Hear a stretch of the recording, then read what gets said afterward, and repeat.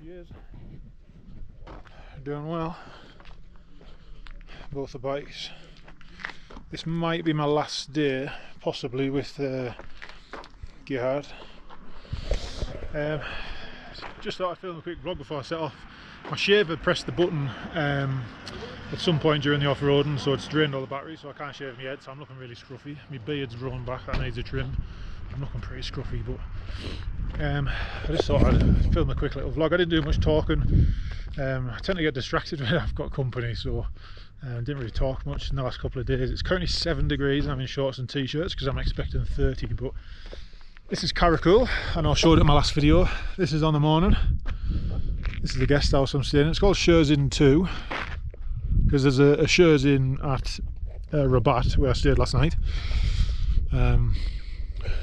Claims to have Wi-Fi, and the reviews on Google say they've got a Starlink, like really good Wi-Fi. There's no Wi-Fi. The Wi-Fi is a phone placed on the floor in the foyer set as a hotspot. That's not Wi-Fi. Anyway, complaints aside, doesn't really matter. Anyway, this is Karakul still. Just about set off, just had breakfast, which was like 3 fried eggs, which is alright. There's bits of bread, obviously I don't touch that. It's £20 a night, which is really affordable. Really good. So we shared a room, £20 each. He was fully booked as well. We got the last room. Loads of people turned up. There's people from all sorts. There's a few Yanks in there, people from all different places. There's 2 Japanese, actually I overheard them talking. There's a few different people, but just going to get the gear together and set off. Anyway, that way is the way we came, which is Aycliffe Pass. Losing the plot. That way is the way we're going, which is Kyzyl-Art Pass. So the Kyrgyzstan border is that way. It's about 40 kilometres through one of them mountains. I'm not sure which one, but we're at 4,000 metres right now, which is why my lips are all chapped to fuck, absolutely knackered. My hair's really thin, even you're talking and it, like, you start to get a bit like, it's like gulping air, you know. But we're heading to Osh today. When I reach Osh, I'll actually be 2 days ahead of schedule once again, because there's a few places on the Pamir where it was a little bit, the distance was a bit short, or there wasn't really anything there, so we just moved on. So I'll be 2 days ahead of Osh. I'm doing 2 nights in Osh.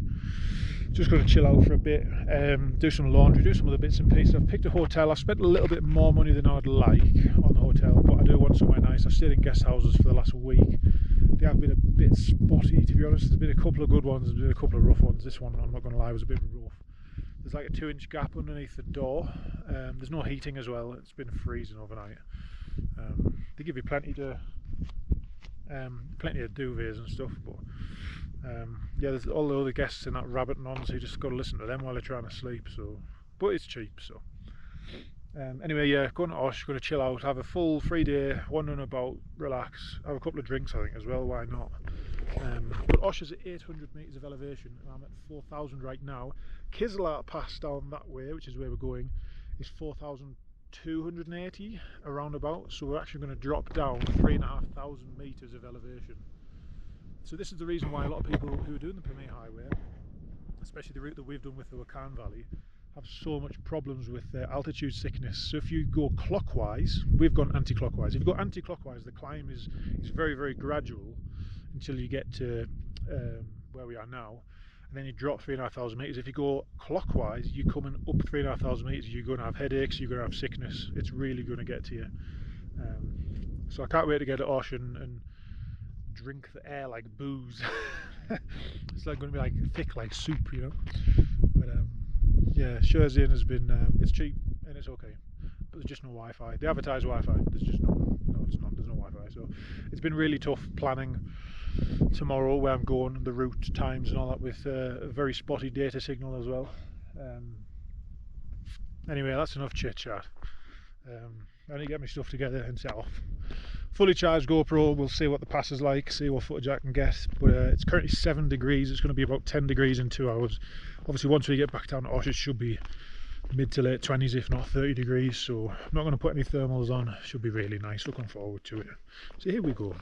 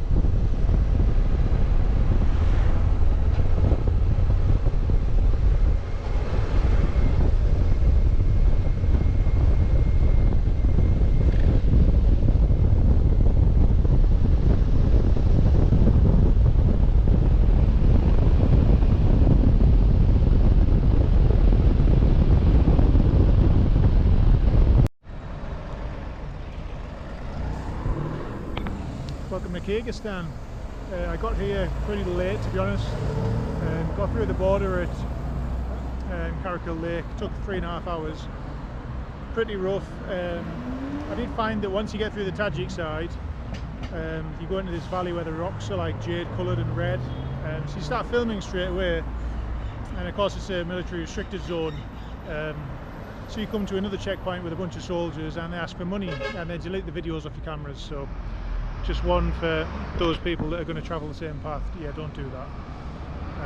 Don't record until after the checkpoint. There's a little steel minibus shell. You can probably record after that, but we stopped at it and there was a soldier sat inside with his gun on the table, kind of skiving off his duties. So it's up to you if you want to film the valley. It was absolutely stunning, but sadly I haven't got any footage of it.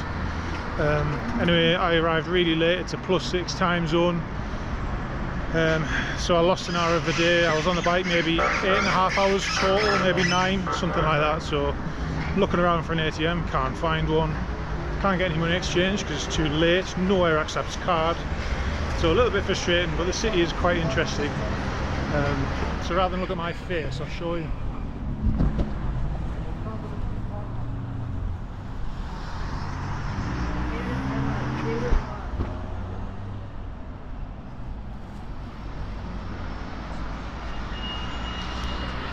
I've got a big list of stuff that I need to find for tomorrow. I'm going to sort out all of my bags.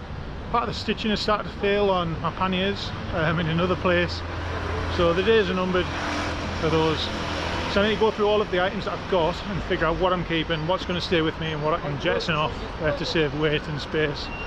Not all of it's going to come with me the full distance. I need to find a second 17mm spanner and a stubby 19 for suspension adjustments. And I also need to find a couple other bits. I need to check my air filter because it's been through loads of dust. I did service it 3 days ago, so I need to sort out some oil before I get to China. It's a bit overkill, but I'd rather do it than not do it.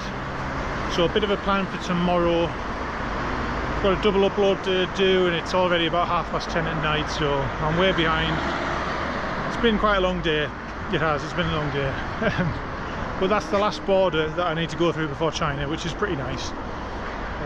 So I've got, what, 17 or 18 days now? I'm 2 days ahead of schedule, so I'm going to get some stuff sorted. I'm not going to change my tyres. I'm going to check the weather for rain, a few of the bits and pieces. Anyway, that's enough rambling. Till tomorrow.